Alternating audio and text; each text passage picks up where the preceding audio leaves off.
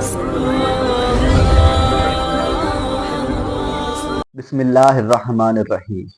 جب حضرت یونس علیہ السلام اپنی قوم کو عذاب الہی کی خبر سنا کر وہاں سے چل پڑے تو آپ علیہ السلام کے جانے کے تیسرے دن چاروں طرف سے عذاب الہی کے آثار نظر آنے لگے۔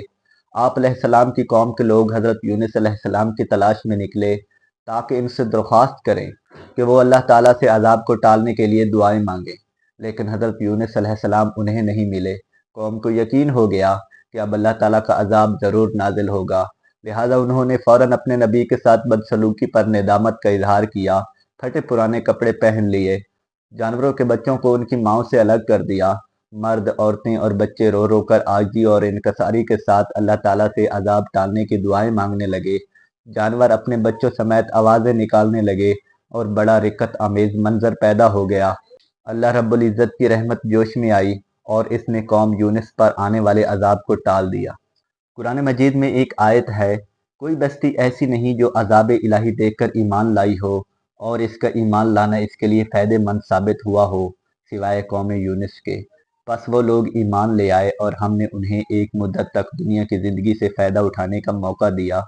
حضرت یونس علیہ السلام اپنی قوم سے دل برداشتہ ہو کر بستی سے نکل گئے تو دریا میں سفر کرنے کے لیے مسافروں سے بھری ایک کشتی میں سوار ہو گئے۔ جب کشتی دریا کے درمیان پہنچی تو ڈگمگانے لگی اور قریب تھا کہ وہ ڈوب جائے۔ ملح نے کہا، کوئی ایسا مسافر کشتی میں سوار ہے جو اپنے مالک سے بھاگ کر آیا ہے، جب تک وہ کشتی سے نہیں نکلے گا کشتی کنارے پر نہیں پہنچ سکے گی۔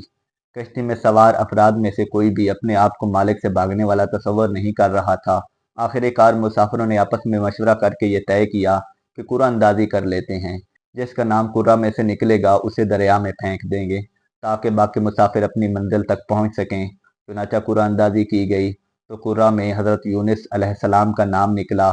آپ علیہ السلام کو دیکھ کر لوگ کہنے لگے کہ اتنا خوبصورت، حسین و جمیل، پاکیزہ اور معصوم صورت والا اپنے مالک سے بھاگا ہوا نہیں ہو سکتا، لہٰذا دوبارہ قرعہ اندازی کی جائے۔ جب دوسری بار قرعہ اندازی کی گئی تو پھر بھی حضرت یونس علیہ السلام کا نام ہی نکلا۔ لوگوں نے تیسری بار قرعہ اندازی کرنے کو کہا۔ جب تیسری بار قرعہ اندازی کی گئی تو پھر بھی قرعہ میں آپ علیہ السلام کا نام ہی نکلا۔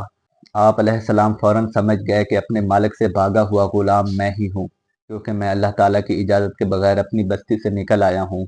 لہٰذا آپ علیہ السلام نے خود ہی دریا میں چھلانگ لگا دی۔ جیسے ہی آپ علیہ السلام نے دریا میں چھلانگ لگائی، اللہ تعالیٰ نے دریا کی ایک بڑی مچھلی کو حکم دیا کہ اپنا منہ کھول کر انہیں اس طرح نگل لو کہ ان کے گوشت اور ہڈیوں کو ذرا بھی نقصان نہ پہنچے۔ اس مچھلی نے منہ کھول کر حضرت یونس علیہ السلام کو زندہ سلامت نگل لیا اور دریا کی گہرائی میں چلی گئی۔ اللہ تعالیٰ کا ارشاد ہے، یاد کرو جب وہ حضرت یونس علیہ السلام بھاگ کر ایک بھری ہوئی کشتی میں پہنچے، پھر قرعہ اندازی ہوئی تو وہ یونس مغلوب ہو گئے، آخر کار ایک مچھلی نے انہیں نگل لیا۔ اس وقت وہ اپنے کیے پر بڑے شرمسار ہوئے۔ حضرت یونس علیہ السلام جب مچھلی کے پیٹ میں پہنچ گئے اور وہاں اپنے آپ کو زندہ محسوس کیا تو اپنی غلطی کا اعتراف کرتے ہوئے اللہ کے حضور گڑ گڑائے اور اللہ سبحانہ تعالیٰ کی خوب تسبیحات بیان کی۔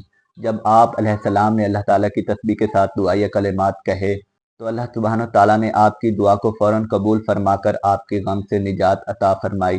اللہ سبحانہ تعالیٰ نے 40 دن کے بعد مچھلی کو حکم دیا کہ دریا کے کنارے جا کر انہیں اپنے پیٹ سے باہر اگل دو۔ مچھلی نے اللہ تعالیٰ کے حکم کی تعمیل کرتے ہوئے آپ علیہ السلام کو باہر اگل دیا۔ اللہ سبحانہ تعالیٰ نے وہاں آپ پر کدو کی بیل اگا دی۔ آپ مچھلی کے پیٹ میں رہنے کی وجہ سے بہت زیادہ کمزور ہو گئے تھے اور آپ کا جسم نرم اور پیلا ہو گیا تھا۔ اس حالت میں اگر آپ پر ایک مکھی بھی بیٹھ جاتی تو آپ اس کی تاب نہ لا سکتے تھے۔ کدو کی بیل کے پتے چوڑے ہونے کی وجہ سے سایہ گھنا ہوتا ہے اور اس کے قریب مکھی نہیں آتی۔ اس کے ساتھ ساتھ آپ کے لیے ایک دودھ دینے والی ہرنی کو بھی پابند کر دیا جو صبح شام آپ علیہ السلام کو دودھ پلانے آیا کرتی تھی، یہاں تک کہ آپ بالکل تندرست ہو گئے اور جب واپس قوم کے پاس آئے تو دیکھا وہ تمام مسلمان ہو چکے تھے۔